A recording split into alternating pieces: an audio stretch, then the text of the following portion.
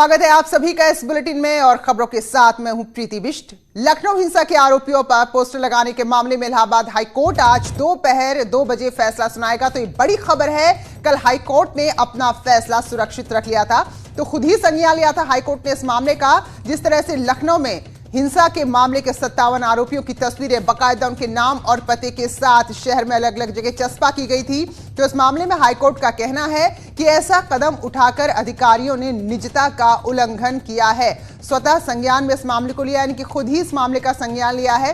तो अब फैसला क्या आता है ये देखना होगा। आज दोपहर 2 बजे इलाहाबाद हाईकोर्ट इस महत्वपूर्ण मामले में अपना फैसला सुनाएगा।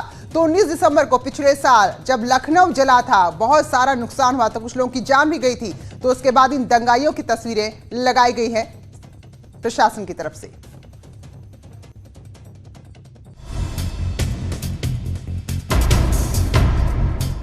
लखनऊ हिंसा के चेहरों को बेनकाब कर सरकार कह रही थी कि हमने वो काम किया जिस काम को पहले की सरकारों ने करने की हिम्मत नहीं दिखाई, जिसकी वजह से आए दिन लोग हिंसा में पब्लिक प्रॉपर्टी को नुकसान पहुंचाते हैं। लेकिन सरकार के इस काम पर हाईकोर्ट को ऐतराज है। एडवोकेट जनरल साहब अपीयर हुए इस मामले में, उन्होंने अपनी बात कही, शासन का पक्ष रखा। कोर्ट ने उनको सुनने के बाद जजमेंट रिजर्व कर लिया है, ऑर्डर रिजर्व कर लिया है और कल 2 बजे के लिए रखा है। हाईकोर्ट को चिंता है कि सरकार लोगों के अधिकारों का हनन कर रही है। लोगों की चिंता ये है कि ये लोग भीड़ का शिकार हो सकते हैं। इन बातों को ध्यान में रखते हुए हाईकोर्ट ने सुनवाई की। इस मामले पर यूपी सरकार, प्रशासन और केंद्र सरकार ने हाईकोर्ट के सामने अपना पक्ष रखा है, जिस पर कोर्ट ने फैसला सुरक्षित रख लिया। Bureau report, news 18। तो जो दोषी के आरोपियों के चेहरे थे उन्हें चस्पा कर दिया गया था। योगी और सरकार के मंत्री लगातार चेतावनी दे रहे थे कि जो भी दंगा करेगा, जो भी सरकार की संपत्ति को, आम जनता की संपत्ति को नुकसान पहुंचाएगा, उसे बख्शा नहीं जाएगा, उनके चेहरे बेनकाब हो जाएंगे। लेकिन सवाल था कि ये सब कैसे हो रहा है। ने कहा था कि हम उन चेहरों को उजागर करेंगे जिन्होंने नागरिकता संशोधन कानून की आड़ में देश में और प्रदेश में उपद्रव फैलाने की कोशिश की थी।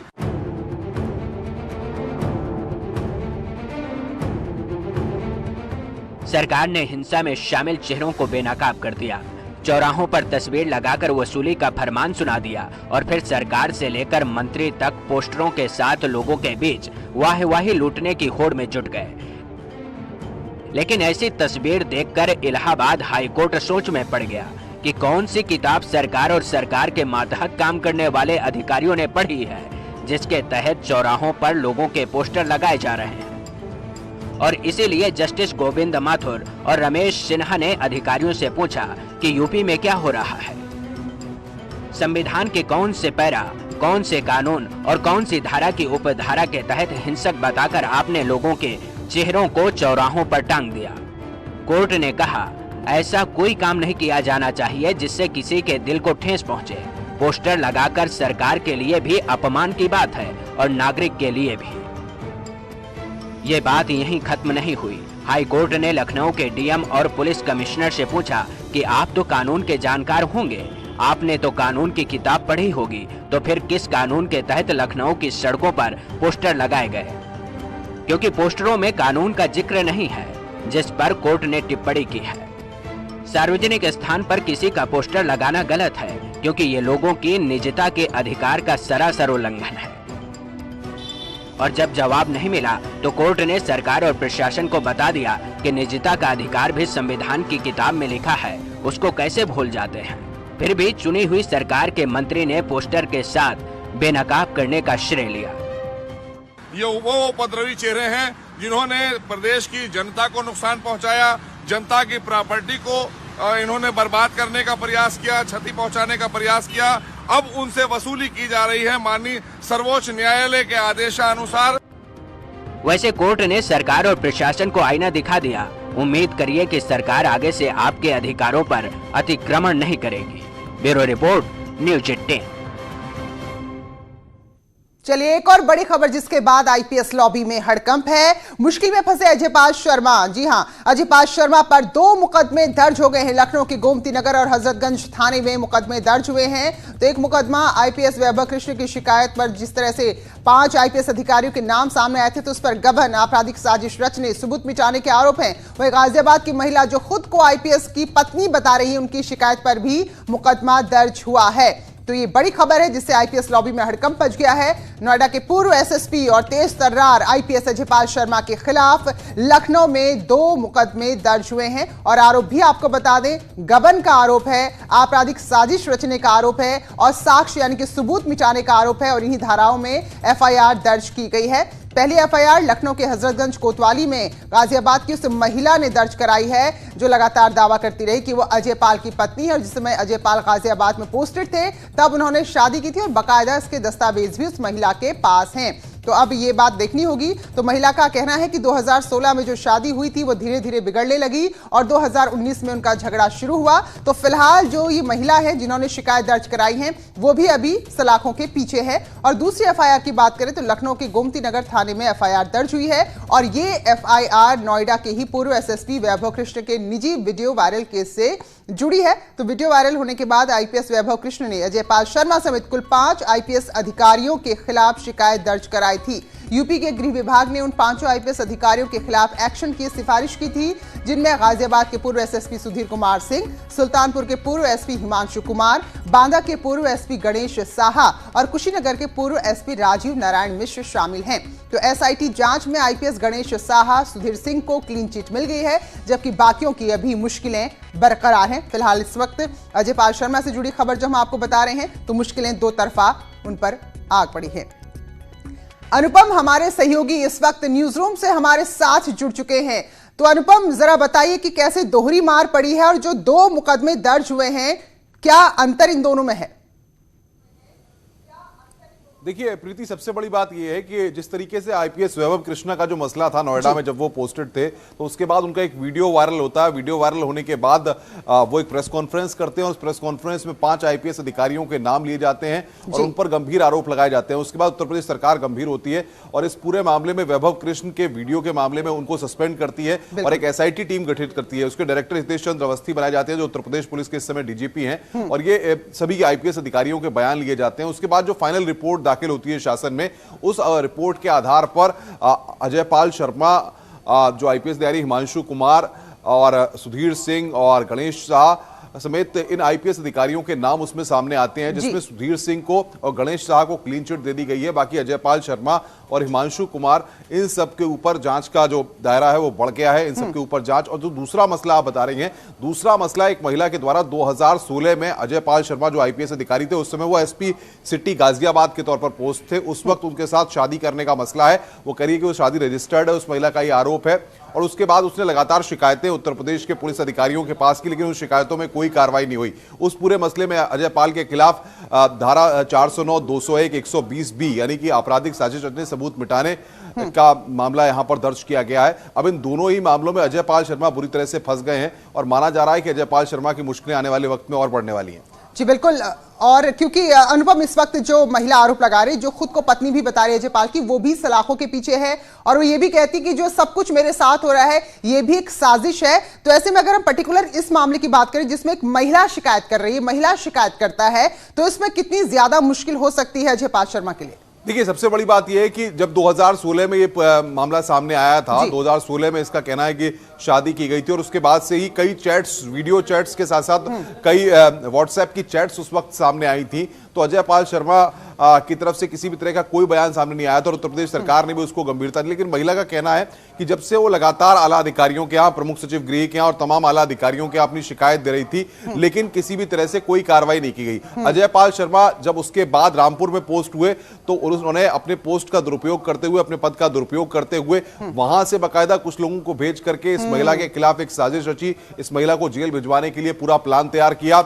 और 2019 में आपको बता दें कि कुछ पुलिसकर्मी इसके घर पर पहुंचे, तब जाकर के इसको वहां पर एनपीडब्ल्यू जारी किया गया, इसके खिलाफ कार्रवाई की गई और साथ ही साथ ठगी के मामले में आपको बता दें कि पुलिस की टीम ने इसको गिरफ्तार किया। जी। और अनुपम, अगर हम वैभव कृष्ण वाले मामले की बात करें या दीप्ति शर्मा जो महिला शिकायत कर रही हैं और खुद को पत्नी बता रही, उनके मामले की बात करें तो एक किरदार कॉमन है, चंदन राय, जिसको लेकर इधर भी आरोप लगे और बहुत सारी चैटिंग सामने आई कि ट्रांसफर पोस्टिंग का जो धंधा चल रहा था। वहीं दीप्ति शर्मा कहती है कि जब उसके मोबाइल पुलिस की कस्टडी में थे तो सारे सबूत उस वक्त डिलीट कर दिए गए, हटा दिए गए। देखिए, सबसे बड़ी बात यह है, उत्तर प्रदेश में ट्रांसफर पोस्टिंग का सिंडिकेट चलता है, इसको कोई भी नकार नहीं सकता। और बड़े स्तर पे उत्तर प्रदेश में आईपीएस अधिकारी हो चाहे आईएएस अधिकारी हो, इनके संबंध ब्यूरोक्रेसी के और पत्रकारों के, लॉबिस्ट, ये पूरा खेल उत्तर प्रदेश में बसपा की सरकार से चला आ रहा है। और जब योगी सरकार आई तो इन चीजों पर लगाम लगाने की कोशिश हुई, क्योंकि ट्रांसफर पोस्टिंग में जो सिंडिकेट था वो कामयाब नहीं हो पाया। नोएडा में जब अजय पाल शर्मा पुलिस कप्तान थे, जब उनको हटाया गया तो आईपीएस वैभव कृष्ण को यहां पर पोस्ट किया, तो वैभव कृष्ण ने तमाम ऐसे मामलों का पता लगाया जिसमें पुलिस और पत्रकारों के सिंडिकेट काम कर रहे थे। तमाम ऐसे धंधे थे जो पुलिस और पत्रकारों की शह पर चल रहे थे। और उसके बाद चंदन राय जो पत्रकार है, उसके खिलाफ भी यहां पर मामले बने, उसको भी पुलिस की टीम ने गिरफ्तार किया और एक सिंडिकेट कहीं ना कहीं उजागर हुआ, जिसमें कहीं ना कहीं अजय पाल शर्मा और चंदन राय, जो दीप्ति शर्मा वाला मामला है उसमें भी दीप्ति ने जो एफआईआर दर्ज हुई है उसमें भी इस बात का जिक्र किया है कि चंदन राय और अजय पाल शर्मा की दोस्ती काफी पुरानी है, दोनों गहरे दोस्त हैं, इसका भी एफआईआर में जिक्र किया गया है। बिल्कुल अनुपम, यही अपने आप एक बड़ी खबर थी जब वैभव कृष्ण मामले से शुरुआत हुई और आरोप पहले वैभव कृष्ण पर लगा और फिर उन्होंने नाम ले लिए 5 आईपीएस अधिकारियों के, तो तब से ही यह खबर बढ़ी और अपने आप में काफी गंभीर भी है। तो अब जबकि दो मामले, दो तरफ से मामले घिर चुके हैं अजय पाल शर्मा, तो मुश्किल कितनी उनके लिए है, उनके करियर के लिए है अब यहां? देखिए, बिल्कुल जाहिर तौर पर मुश्किल है। और अब क्योंकि एफआईआर दर्ज हो चुकी है अजय पाल शर्मा के खिलाफ और बाकी अधिकारियों के खिलाफ विभागीय जांच होगी, तो ऐसे में माना जा सकता है कि अब यहां पर मुश्किलें अजय पाल शर्मा की बढ़ने वाली हैं और हो सकता है कि आने वाले कुछ घंटों में अजय पाल शर्मा से पूछताछ और हो इस पूरे मामले को लेकर के। अजय पाल शर्मा इस पर क्या स्टैंड देते हैं, उनकी तरफ से क्या रिएक्शन सामने आता है, ये भी देखना होगा। क्योंकि जिस तरीके से मामला धारा 409, 201, 120 भी ये गंभीर धाराएं हैं, आपराधिक साजिश रचने, गबन, सबूत मिटाने, इसमें गिरफ्तारी भी हो सकती है।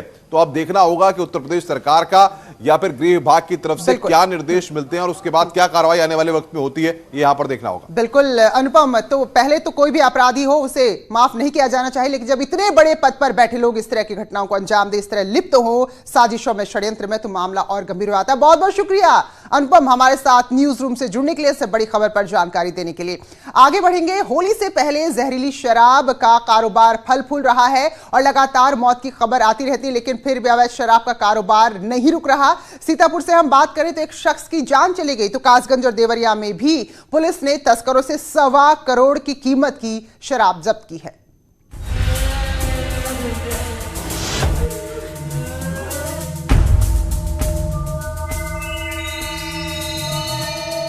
सीतापुर के संदना थाना इलाके में शराब पीने से एक शख्स की मौत हो गई, वहीं दूसरे की हालत नाजुक बनी हुई है। डीएम ने कहा है कि ज्यादा शराब पीने से मौत हुई है। वहीं मृतक की पत्नी बता रही है कि बाजार गए थे, किसी ने शराब पिला दी। अब गए थे बाजार रहे, बाजार से सौदा लेके फिर गए रहे। अच्छा। अब वहाँ पता नहीं कहा हुआ दारू है आधा घंटा नहीं लाए। शराब किसने पिलाई? शराब हुए पिलाई गई। वहीं कासगंज के हीरा नगला इलाके में पुलिस ने कच्ची शराब के ठिकानों पर छापे मारकर 3 शराब तस्करों को गिरफ्तार किया है। पुलिस ने यहां से 780 लीटर कच्ची शराब जब्त की है। ये गांव जहरीली शराब के कारोबार के लिए जाना जाता है। अवैध शराब के खिलाफ अभियान चलाया गया, जिसमें नगला हीरा से 3 मुलजिम गिरफ्तार किए गए जो मौके पर भट्टी चला रहे थे। साथ ही साथ 780 लीटर अपमिश्रित मदिरा इनसे बरामद की गई। उधर देवरिया जिले में हरियाणा से बिहार तस्करी कर ले जाई जा रही अवैध शराब के जखीरे को पुलिस ने जब्त कर लिया। पुलिस ने 4 तस्करों को गिरफ्तार कर सलाखों के पीछे भेज दिया। शराब डाक पार्सल के ट्रक में ले जाई जा रही थी। खास बात ये कि ट्रक के आगे एक लग्जरी गाड़ी चल रही थी, जिसकी शय पर ये तस्करी हो रही थी। खबर मिलने के बाद पुलिस ने बिहार बॉर्डर पर ट्रक को रोका और ये बरामदगी की। 1200 शराब की पेटियों की कीमत करीब 1 करोड़ बताई जा रही है। एक स्थान से शराब के गोडाउन से, दुकान के जस्ट बगल वाले कमरे में गोडाउन था, उस गोडाउन से पुलिस को सूचना मिली और उस सूचना पर पुलिस ने कार्रवाई करते हुए वहां से ऑक्सीटोसिन इंजेक्शंस, यूरिया खाद और लगभग 1,500 विभिन्न प्रकार की शराब की ब्रांड के जो शीशियों के ढक्कन होते हैं वो बरामद किए हैं। अपमिश्रित शराब बरामद किया है और वहाँ मौके से 3 लोगों को इस संबंध में गिरफ्तार किया गया है। ये तब हो रहा है जब मुख्यमंत्री योगी आदित्यनाथ ने सभी जिलों के डीएम और एसपी को सख्त निर्देश दिए हैं कि अगर होली में किसी भी तरह की गड़बड़ी हुई तो अधिकारियों पर गाज गिरनी तय है। तो सवाल उठ रहे हैं कि सीएम योगी की सख्ती के बावजूद ये कौन लोग हैं जिनकी सरपरस्ती में अवैध शराब का धंधा और शराब तस्कर फल फूल रहे हैं। Bureau report, news 18। बात करेंगे मुख्यमंत्री के गोरखपुर दौरे की। तो 4 दिन का दौरा है जिसका आज दूसरा दिन है और मुख्यमंत्री आज पांडे हाथा से निकलने वाली शोभा यात्रा में पूजा अर्चना करेंगे। तो शाम 5 बजे ये शोभा यात्रा निकलेगी। इसके अलावा भी मुख्यमंत्री के कई सारे कार्यक्रम हैं आज। इससे पहले कल गोरखनाथ मंदिर में रात्रि विश्राम किया था मुख्यमंत्री ने। तो 4 दिन का दौरा जिसका आज दूसरा दिन। योगी सरकार ने एक फरमान जारी किया। फरमान के मुताबिक कोई भी अधिकारी जिले से बाहर जाएगा तो उसे अपने बॉस से परमिशन लेनी जरूरी होगी।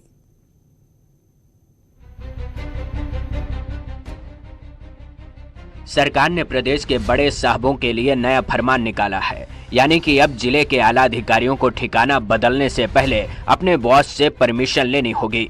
जिले के सबसे बड़े अधिकारी यानी कि डीएम और उनके मातहत काम करने वाले एसपी और एसएसपी को शासन को बताना होगा कि साहब इस वजह से जिला मुख्यालय छोड़ना चाहता हूं, तभी अपनी जिम्मेदारियों को छोड़कर जिले से बाहर का सफर तय कर पाएंगे। सीएम योगी ने सख्त निर्देश देते हुए कहा है कि जिला मुख्यालय कोई भी जिलाधिकारी और एसएसपी नहीं छोड़ेगा। अगर छोड़ेगा तो बगैर शासन की अनुमति के नहीं छोड़ेगा। ऐसी परिस्थिति में सरकार की तरफ से साफ तौर पर यह कहा गया है कि अगर कोई जिलाधिकारी अपने मुख्यालय से राज्य मुख्यालय आता है तो उसे मुख्य सचिव से परमिशन लेकर आना होगा। इसके साथ ही अगर एसएसपी या पुलिस का कोई बड़ा अधिकारी अपना मुख्यालय छोड़ता है तो उसे अपर मुख्य सचिव गृह यानी 19 अवस्थी से अनुमति लेनी होगी। साफ तौर पर सीएम ने कहा है कि जिले में तैनात अधिकारी सरकार की योजनाओं पर काम करें और जनता की सुनवाई करें, नहीं तो उनके खिलाफ कार्रवाई की जाएगी। सीएम योगी आदित्यनाथ ने इस फरमान को जारी करने के पीछे वजह भी साफ की है।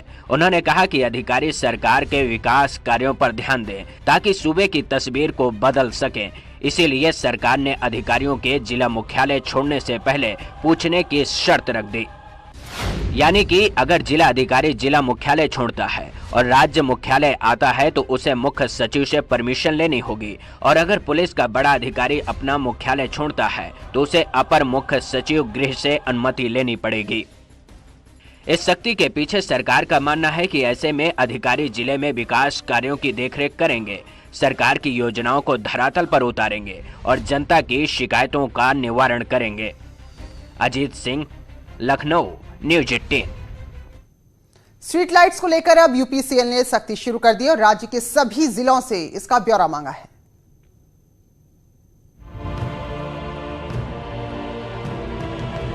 वैसे तो ऊर्जा निगम यूपीसीएल का काम राज्य में बिजली पहुंचाना है, लेकिन अब यूपीसीएल के प्रबंधक निदेशक ने राज्य में स्थित सभी स्ट्रीट लाइटों का ब्यौरा सभी जिलों से मंगवाया है और आदेश दिया गया है कि जिन इलाकों में स्ट्रीट लाइट्स बिना मीटर के जल रही हैं, उनमें मीटर लगवाए जाएं। जहां से भी देखिए बिल नहीं मिलता है वहां का, तो वहां की बिजली हम लोग काटेंगे, वहां हम बिजली का बिल लेंगे, जैसे भी हो, जिस हाल में भी हो, हम उसका बिजली का बिल लेंगे।